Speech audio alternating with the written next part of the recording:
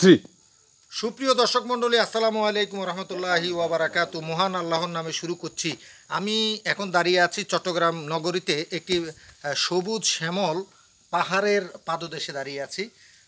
আমার আশেপাশে দেখতে পাচ্ছেন বড় বড় পাহাড় এবং তার নিচে একটা পাদদেশ। এটা কিন্তু পাদদেশ ছিল না, এটা একটা সময় পাহাড় ছিল, টিলা ছিল।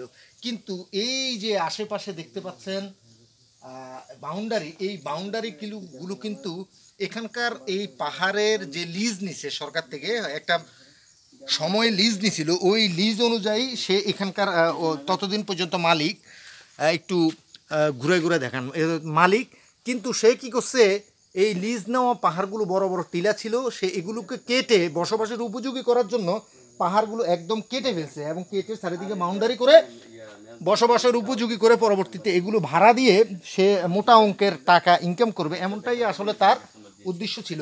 এই যে এটা চট্টগ্রাম নগরীর ৯ নং ওয়ার্ড, এটা হলো যে আকবরশাহ থানার অধীনে এই জায়গাটা।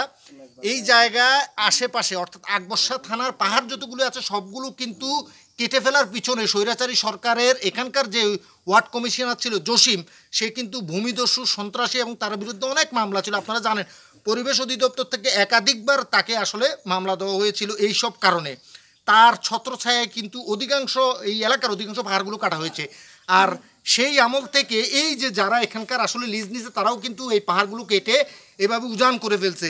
পাহাড় কাটলে কী কী সমস্যা হয়? পরিবেশের ক্ষতি হয় এবং ভূমিকম্পর যেই একটা মাত্রা সেটা কিন্তু পাহাড় ধরে রাখে।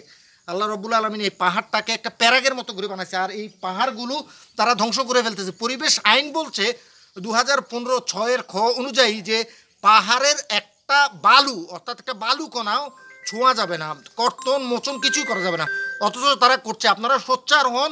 ছাত্র সমাজ এই দেশটাকে স্বাধীন করেছে এবং এই দেশটাকে তারা সংস্কার করতে চায়। এই দেশটাকে সংস্কার করতে হলে অবশ্যই সোচ্চার হন। আমার এই ভিডিওটি বেশি বেশি শেয়ার দিন এবং এই পাহাড় কাটা থেকে আপনারা তাদেরকে বিরত রাখুন। অসংখ্য ধন্যবাদ আপনাদেরকে।